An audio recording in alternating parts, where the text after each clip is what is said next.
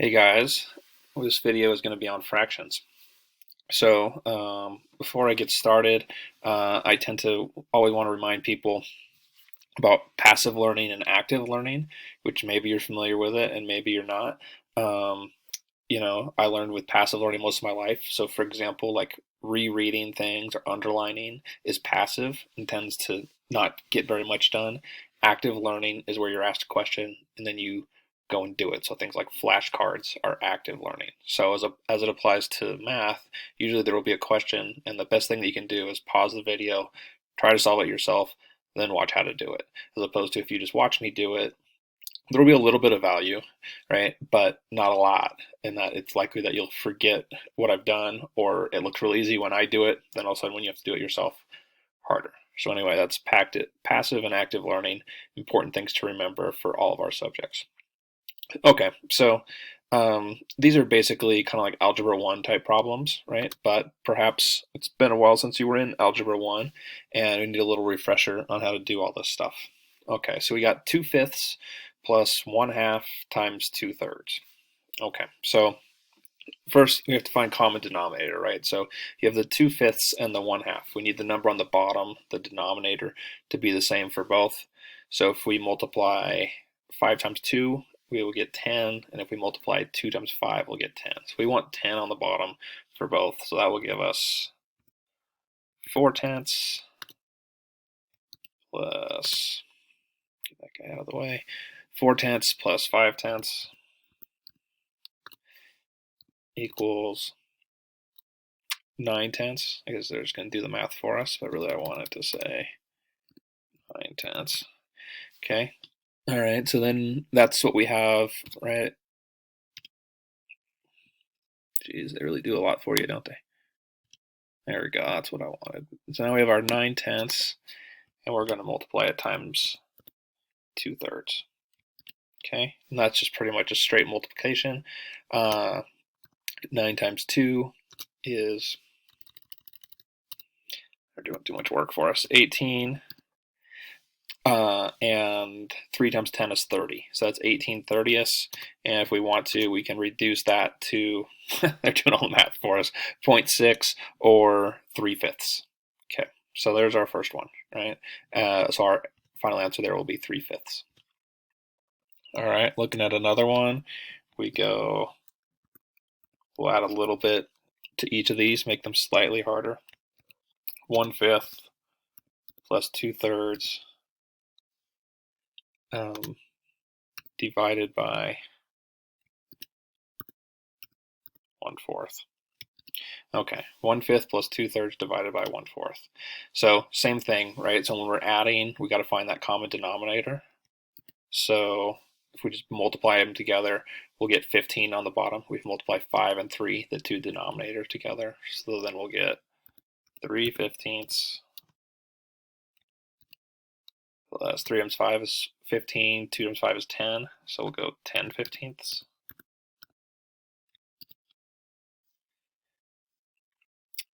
And that's going to equal, of course they have to do it for us, 13/15. Okay, and we'll go ahead and put that one in there. We got 13/15, and then we're gonna divide it by 1/4, right? And so if we're dividing by a fraction by 1/4, we have to flip it and then multiply it, right? So 1/4, if we flip it, becomes 4/1, or just 4, right? So 13/15 times 4/1, 13 times 4 is 52 over 15. Okay, that's going to be our answer for that one. So there, we had to add the fractions, find the common denominator, and when we're dividing, then we have to remember to flip it and then multiply. We can remember that back from probably 9th grade or something. Okay, the last one, 3/8 plus 1/2 divided by, yeah, this one's a little harder, 3/4 minus 2/3